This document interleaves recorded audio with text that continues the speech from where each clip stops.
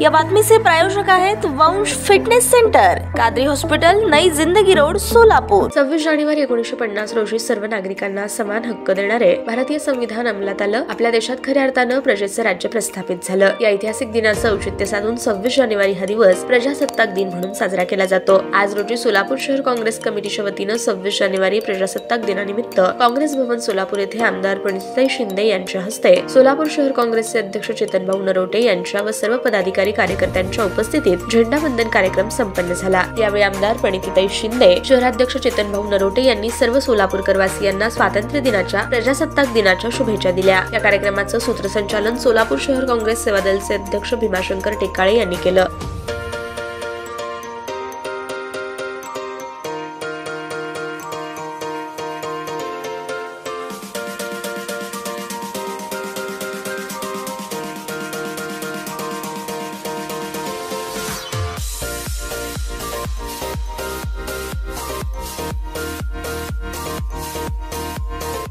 आपल्याला सगळ्यांना प्रजासत्ताकाच्या पहिल्यांदा शुभेच्छा देतो। 1947 ला भारत स्वतंत्र झाला। त्यानंतर 1950 ला प्रजाचं राज्य आलं। परमपूज्य बाबासाहेब आंबेडकर यांची समिती नेमली होती। त्या समितीने 2 वर्ष 11 महिने 18 दिवस काम करून संविधान हे राष्ट्रपती राजेंद्र प्रसाद यांच्याकडं संविधान दिलं आणि आज 26 जानेवारी घटना आपली बाबासाहेबांनी या देशाला दिली। त्या घटनेवर 75 वर्ष आज पूर्ण होत आहेत। आपल्याला सगळ्याला आनंद आहे। या काँग्रेसने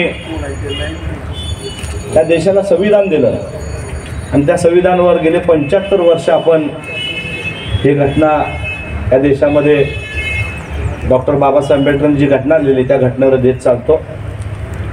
देश स्वतंत्र होत असताना अनेक लोकांचं बलिदान गेलं, अनेक लोकांच्या घरांच्या राखणाबळी झाल्या, अनेक लोकांना तुरुंगवास भोगावा लागला। ह्यातून हा देश घडला। हा देश घडत असताना महात्मा गांधींचा ज्या मनातला राम होता तो राम खऱ्या अर्थानं 75 वर्ष गरीब, दीन, दलित अनेक लोकांना स्वातंत्र्यानंतर हरित क्रांती आली।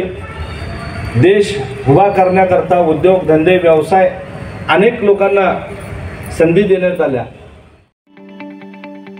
ताज्या बातम्या पाहण्यासाठी प्राईम महाराष्ट्र न्यूज चॅनलला सबस्क्राईब करा।